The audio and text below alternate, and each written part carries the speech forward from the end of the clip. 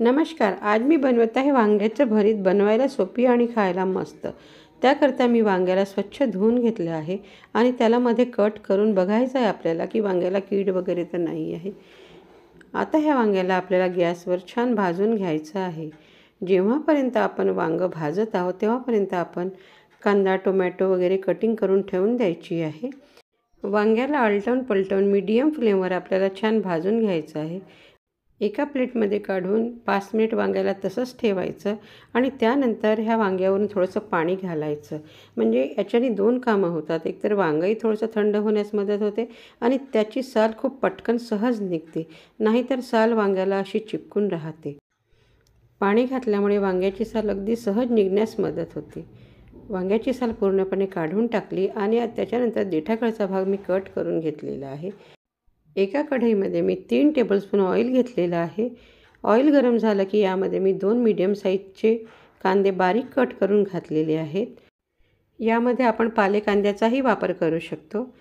कांदा गुलाबी रंगावर आला म्हणजे मी यामध्ये कढीपत्ता घातलेला आहे आणि 5 हिरवी मिरची यामध्ये घातलेली आहे. तिखट तुम्ही तुमच्या चवीप्रमाणे घ्या. एक टोमॅटो बारीक कट करून घातलेला आहे आणि ह्या सर्वांना आपल्याला मिक्स करून आता टोमॅटो सॉफ्ट होईपर्यंत आपल्याला शिजवून घ्यायचं आहे. हे सगळं आपल्याला कमी फ्लेमवरच करायचं आहे. मध्ये मध्ये आपल्याला हलवून घ्यायचं आहे.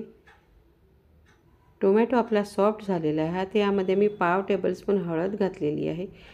चवीपुरतं मीठ इथे घालायचं आहे आणि भाजून ठेवलेलं जे वांगं आहे ते आता यामध्ये आपल्याला घालून मिक्स करून घ्यायचं आहे. वांग्याला आपल्याला मिक्स करताना चमच्याने थोडंसं मॅशही करून घ्यायचं आहे.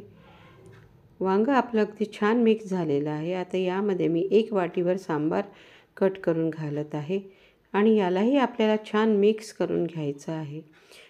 आणि यावर झाकण ठेवून आपल्याला मंद आचेवर 2 ते 3 मिनिट छान शिजवून घ्यायचं आहे. मध्ये मध्ये आपल्याला हलवत राहायचं आहे.